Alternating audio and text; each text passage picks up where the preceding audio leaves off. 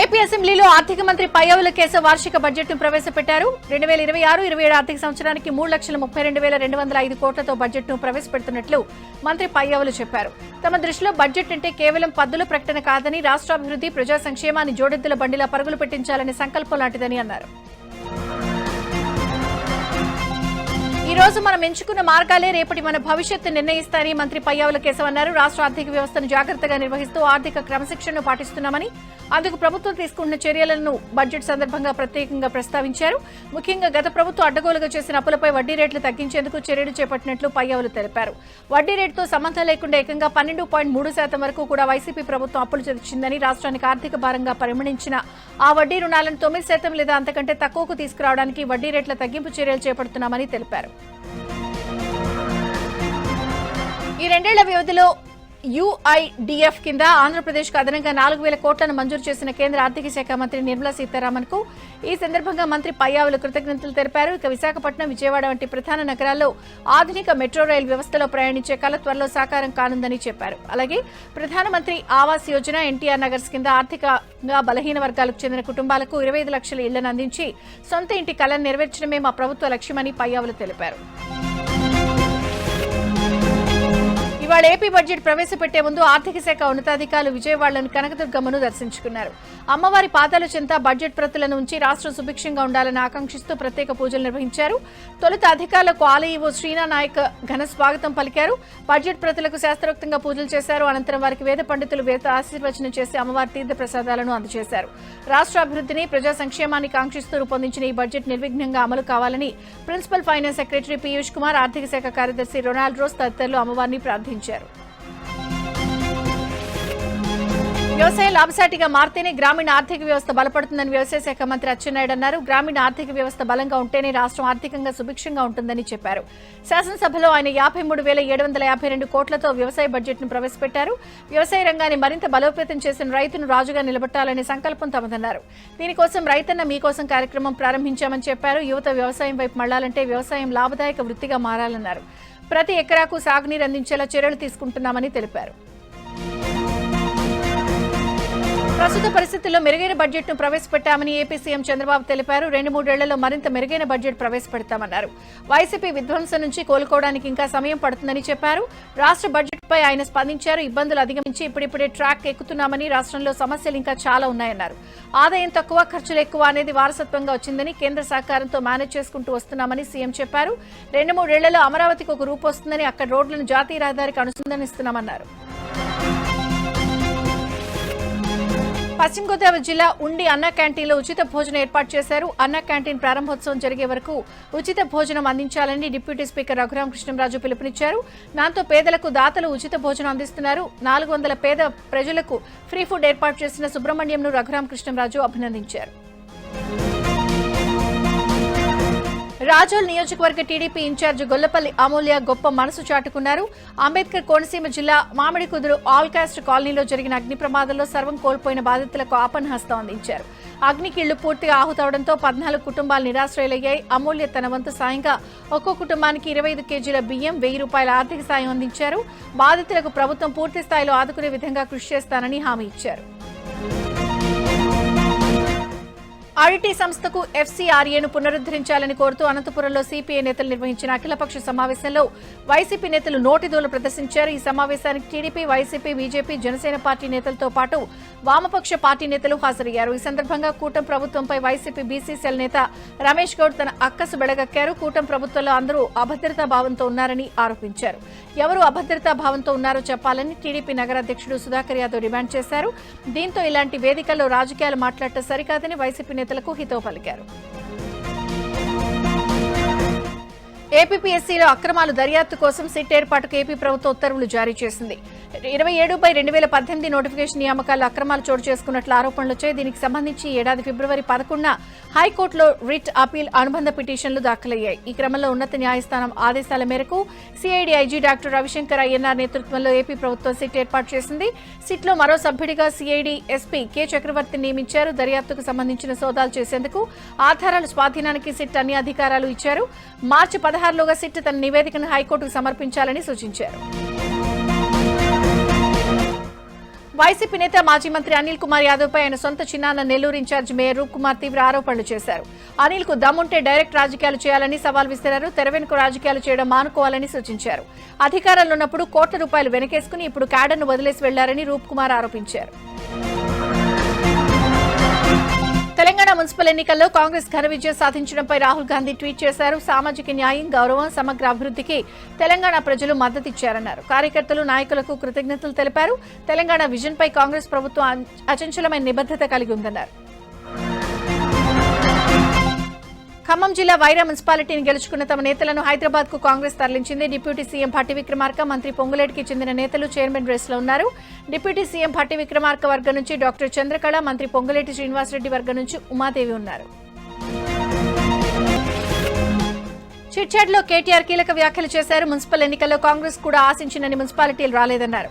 ఇక సింగరేణి కార్మికులకు స్పష్టమైన సందేశం ఇవ్వాలన్న ఆలోచనతోనే కొత్తగూడలో సిపిఐకి మద్దతిచ్చామన్నారు. స్థానిక సంస్థల ఎన్నికల ఫలితాల ప్రభావం అసెంబ్లీ ఎన్నికలపై ఉండబోదన్నారు. ఫార్ములా ఈ రేస్ కేసులో 5 సార్లు విచారణకు పిలిచారని, మళ్లీ పిలిస్తే విచారణకు హాజరవుతానని చెప్పుకొచ్చారు.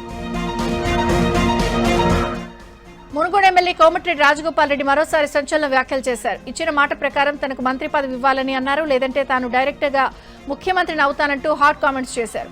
అంతేకాదు మునుగోడును మీరు చూసుకోండి, తెలంగాణను తాను చూసుకుంటానంటూ రాజగోపాల్ రెడ్డి సంచలన వ్యాఖ్యలు చేశారు. అధికార పార్టీ కాంగ్రెస్ తో బీఆర్ఎస్, ఎంఐఎం అనైతిక పొత్తులు పెట్టుకుని బీజేపీని మున్సిపల్ ఎన్నికల్లో ఓడించాలని చూసినా ప్రజలు మాత్రం తమను ఆశీర్వదించారని కేంద్ర మంత్రి బండి సంజయ్ అన్నారు. అత్యధిక స్థానాలు చేజిక్కించుకున్న తామే కరీంనగర్ మేయర్ పీఠం పక్కా ప్లాన్ తో వ్యూహాత్మకంగా దక్కించుకోబోతున్నామని స్పష్టం చేశారు. ప్రజల నిర్ణయానికి వ్యతిరేకంగా కాంగ్రెస్, బీఆర్ఎస్ వ్యవహరిస్తే వారి మధ్య ఉన్న లోపాయికారి ఒప్పందం బయటపెడతానని తేల్చి చెప్పారు. ప్రతి ఎన్నికల్లోనూ కాంగ్రెస్, బీఆర్ఎస్ కు అనుసంధానకర్తగా ఎంఐఎం పనిచేస్తుందని ఆరోపించారు. మున్సిపల్ ఎన్నికల్లో బీజేపీదే నైతిక విజయమన్నారు. బీజేపీ ఎల్పీ నేత ఏలేటి మహేశ్వరరెడ్డి నిర్మల్లో ఒక్క సీటుతో ప్రారంభమైన బీజేపీ ఇప్పుడు 13 సాధించిందని హర్షం వ్యక్తం చేశారు. రాబోయే జెడ్పీటీసీ, ఎంపీటీసీ ఎన్నికల్లో బీజేపీ ప్రభంజనం సృష్టిస్తుందన్నారు. కాంగ్రెస్, బీఆర్ఎస్, ఎంఐఎం ఒక్కటై మేకపోతు గాంభీర్యాన్ని ప్రదర్శిస్తున్నాయని మహేశ్వరరెడ్డి ఎద్దేవా చేశారు. బీఆర్ఎస్ వైఫల్యం వల్లే మున్సిపల్ ఎన్నికల్లో కాంగ్రెస్ కు ఎక్కువ స్థానాలు వచ్చాయని తెలంగాణ జాగృతి అధ్యక్షురాలు కవిత అన్నారు. బీజేపీ, బీఆర్ఎస్ పొత్తుకు ఇది తొలిమెట్టుగా భావిస్తున్నట్లు చెప్పారు. గతంలో సిపిఎం, సిపిఐలను తోక పార్టీలని, ఇప్పుడు తోక పార్టీలకు తోక పార్టీగా బీఆర్ఎస్ మారుతోందని అన్నారు. సింగరేణి కుంభకోణంపై సిపిఐ, ఏఐటీయూసీ కనీసం నోరు కూడా విప్పలేదని, కోననేని సాంబశివరావు కాళేశ్వరం విషయంలో కేసీఆర్ పై ఏం మాట్లాడారో కేటీఆర్ గుర్తు తెచ్చుకోవాలన్నారు. తెలంగాణలో ఒక విచిత్రమైన రాజకీయ పరిస్థితి నెలకొందని ఆమె అభిప్రాయపడ్డారు. నిర్మల్ మున్సిపాలిటీలో అప్పాల కుటుంబం రాజకీయ పట్టు కొనసాగుతోంది. 4వసారి ఆ కుటుంబానికి చైర్మన్ పదవి దక్కబోతోంది. కాంగ్రెస్ సంపూర్ణ మెజారిటీ సాధించడంతో చైర్మన్, వైస్ చైర్మన్ ఎన్నిక లాంఛనం కానుంది. చైర్మన్ అభ్యర్థిగా అప్పాల కావ్య ముందు వరుసలో ఉన్నట్టు తెలుస్తోంది. ఈసారి మున్సిపల్ చైర్మన్ పదవి బీసీ మహిళా రిజర్వేషన్ కావడంతో మరోసారి అప్పాల కుటుంబానికి కాంగ్రెస్ ప్రాధాన్యత ఇచ్చింది. నిజామాబాద్ కార్పొరేషన్లో తాము ప్రతిపక్షంలోనే ఉంటామని బీజేపీ ఎంపీ ధర్మపురి అరవింద్ అన్నారు. ఇందూరులో ఎప్పటికైనా బీజేపీ మేయర్ పీఠం దక్కించుకుంటుందని ఆశాభావం వ్యక్తం చేశారు. నిజామాబాద్ జిల్లాను ఇందూరుగా మారుస్తామని స్పష్టం చేశారు. ఇబ్రహీంపట్నం ఎమ్మెల్యే మల్రెడ్డి రంగారెడ్డిపై మాజీ ఎమ్మెల్యే కుమారుడు ప్రశాంత్ రెడ్డి వ్యాఖ్యలను కాంగ్రెస్ నేతలు ఖండించారు. ప్రశాంత్ రెడ్డి నోరు అదుపులో పెట్టుకోవాలని ఆదిపట్ల కాంగ్రెస్ నేత జమరాజు సూచించారు. నియోజకవర్గాన్ని మల్రెడ్డి రంగారెడ్డి అన్ని విధాలా అభివృద్ధి చేస్తున్నారని, వచ్చే ఎన్నికల్లో కాంగ్రెస్ సత్తా చూపిస్తామని రాజు అన్నారు. రామగుండ ఎమ్మెల్యే రాజ్ ఠాకూర్ మనవరాలు ఊయల వేడుకను ఘనంగా నిర్వహించారు. ఈ వేడుకకు సీఎం రేవంత్ రెడ్డి హాజరై చిన్నారిని ఆశీర్వదించారు. విజయనగరం జిల్లా రాజాల్లో ప్రైవేట్ ఆసుపత్రుల యాజమాన్యాలు ఆందోళన బాటపట్టాయి. రోగుల బంధువులు తరచూ ఆసుపత్రులపై దాడులు చేయడంపై ప్రైవేటు వైద్యులు ఆగ్రహం వ్యక్తం చేస్తున్నారు. ఇటీవల కాలంలో రాజాల్లో ఆసుపత్రులపై రోగుల బంధువులు దాడులు చేస్తున్న ఘటనలు తరచూ జరుగుతున్నాయి. దీంతో వైద్య వృత్తి కత్తి మీద సాముల తయారైందని వైద్యులు ఆవేదన వ్యక్తం చేస్తున్నారు. దురదృష్టవశాత్తు ఆసుపత్రిలో రోగి మరణిస్తే వైద్య సిబ్బందే కారణమంటూ విధ్వంసాలకు పాల్పడుతున్నారని, భారీ మొత్తంలో నగదు డిమాండ్ చేస్తున్నారని వైద్యులు చెబుతున్నారు. ఈ నేపథ్యంలో ఈ నెల 16 నుంచి 18వ తేదీ వరకు రాజాంలో అన్ని ప్రైవేట్ ఆసుపత్రుల్లో ఓపీ సేవలు నిలిపివేస్తున్నట్లు ప్రకటించారు. మేడారం జాతరలో కోవా బన్ను విక్రయించే వ్యక్తిపై వ్యూస్ కోసం ఓ యూట్యూబర్ చేసిన పనికి వ్యాపారస్తులపై తీవ్ర ప్రభావం చూపింది.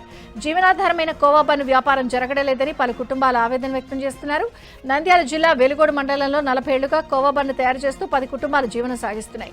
అయితే మేడారం జాతరలో ఓ యూట్యూబర్ చేసిన తప్పిదం వల్ల తమ జీవితాలు చెల్లాచెదరయ్యే ప్రమాదం ఉందని ఆవేదన వ్యక్తం చేస్తున్నారు. యాదాద్రి భువనగిరి జిల్లా చౌటుప్పల్ మండలం ఎల్లగిరిలో బృందావన్ ల్యాబ్ లో జరిగిన పేలుడు ఘటనపై దర్యాప్తు కొనసాగుతోంది. నిన్న రాత్రి 9 గంటల సమయంలో రియాక్టర్లు పేలడంతో సమీప గ్రామాల ప్రజలు ఉలిక్కిపడ్డారు.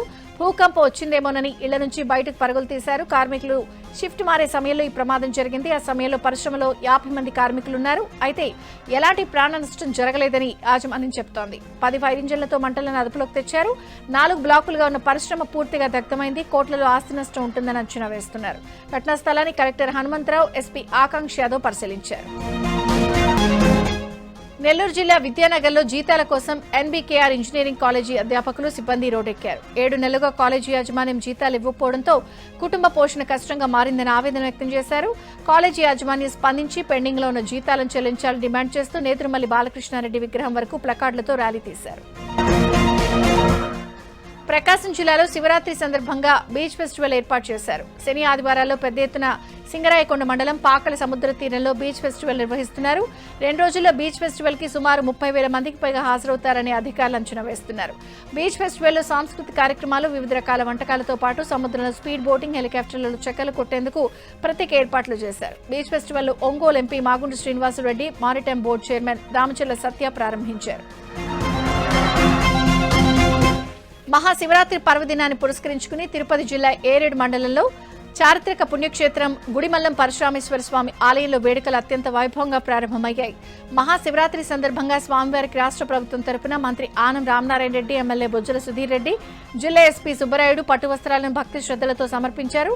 సంప్రదాయబద్ధంగా తలపైన సారే గంపలను ధరించి మంగళ వాయిద్యాల నడుమ ఊరేగింపుగా ఆలయానికి చేరుకున్న వీరికి ఆలయ అర్చకులు, అధికారులు ఘన స్వాగతం పలికారు.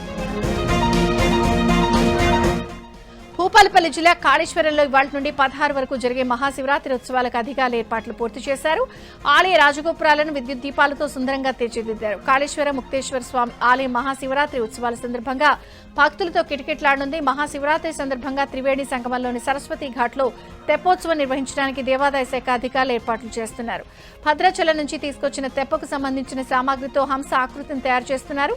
ఆదివారం రాత్రి 7 గంటలకు విశేష పూజలతో ఉత్సవమూర్తులను జలవిహారం చేయనున్నారు.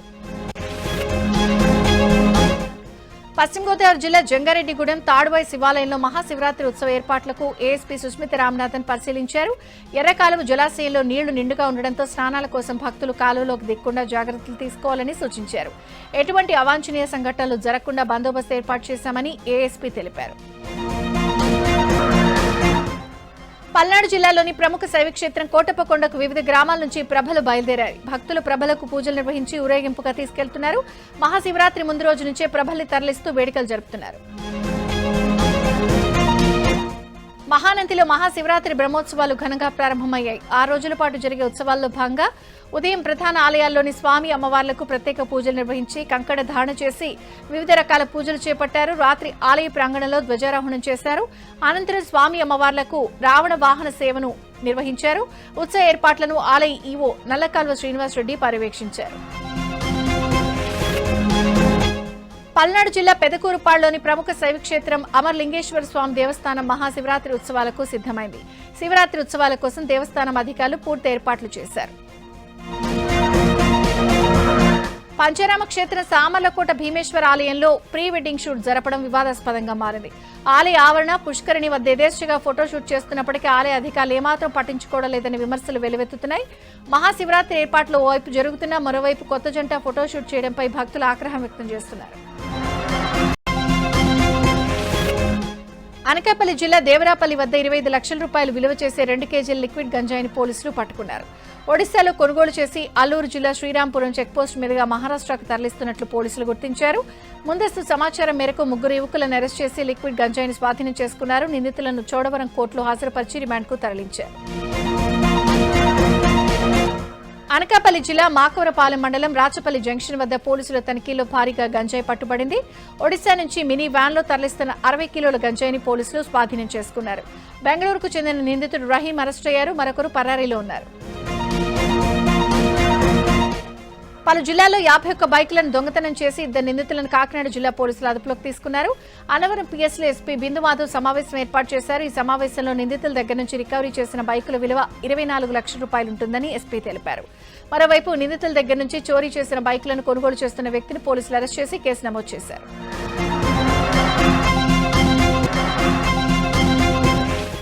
ఏలూరు జిల్లా జంగారెడ్డిగూడెంలో నిర్మాణంలో ఉన్న ప్రైవేట్ స్కూల్ స్లాబ్ కూలిపోయింది. ఈ ప్రమాదంలో 15 మంది కూలీలకు గాయాలయ్యాయి.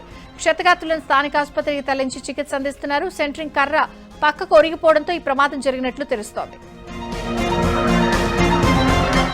జనగాం జిల్లా శామీర్పేట వద్ద ఇథనాల్ ట్యాంకర్ బోల్తా పడింది. రాయ్పూర్ నుంచి సూర్యాపేట వైపు వెళ్తుండగా ట్యాంకర్ అదుపు తప్పడంతో ఈ ప్రమాదం జరిగింది. ఇథనాల్ గ్యాస్ లీక్ కావడంతో స్థానికులు ఇబ్బందులు పడ్డారు. ఈ ఘటనలో డ్రైవర్ కు స్వల్ప గాయాలు కావడంతో స్థానికులు ఆసుపత్రికి తరలించారు.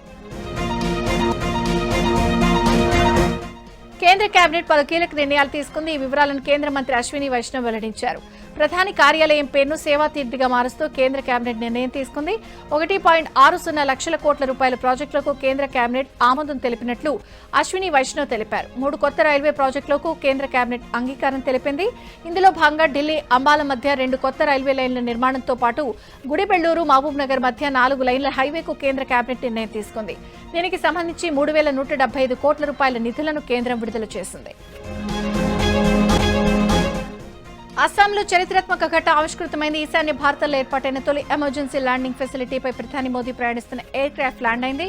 ఈ ఫెసిలిటీ చైనా సరిహద్దుకు 300 కిలోమీటర్ల దూరంలో ఉంది. ప్రధాని మోదీ దీన్ని ఇవాళ ప్రారంభించారు. ఈ సందర్భంగా వాయుసేన ప్రత్యేక విన్యాసాలు ప్రదర్శించింది. ఈ ఫెసిలిటీ గురించి మోదీ ఇప్పటికే ఎక్స్ వేదికగా పోస్ట్ చేశారు. క్లిష్ట సమయంలో సహాయ కార్యకలాపాలకు అత్యవసర ప్రతిస్పందనకు ఈ ఏఎల్ఎఫ్ కీలకమని పేర్కొన్నారు. టీవీకే అధినేత విజయ్పై బీజేపీ నేత నైనార్ నాగేంద్రన్ సంచలన ఆరోపణలు చేశారు. త్రిషతో అనుబంధం నుంచి బయటపడితేనే ఆయనకు వాస్తవాలు తెలుస్తాయంటూ వివాదాస్పద వ్యాఖ్యలు చేశారు. రాష్ట్రాన్ని పాలించడం కంటే ముందు విజయ్ తన కుటుంబ సంబంధాలను సరిదిద్దుకోవాలని సూచించారు.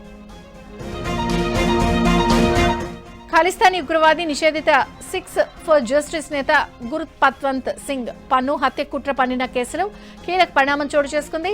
మాన్హాటన్లోని ఫెడరల్ కోర్టులో నిఖిల్ గుప్తా తన నేరాన్ని అంగీకరించాడు. గురువారం యుఎస్ మ్యాజిస్ట్రేట్ జడ్జి సారా నెట్బర్న్ ముందు ఆయన హాజరయ్యాడు. కిరాయి తీసుకుని పన్నుని హత్య చేయడానికి ఒప్పుకోవడం, దానికి ప్లాన్ చేయడంతో పాటు మనీ లాండరింగ్ కుట్ర వంటి 3 నేరారోపణలను అతడు అంగీకరించాడు. వీటన్నిటికీ కలిపి అతడికి 40 ఏళ్లకు పైగా జైలు శిక్ష పడనున్నట్లు తెలుస్తోంది. ఈ కేసుపై మే 29న న్యాయస్థానం శిక్ష విధించనుంది.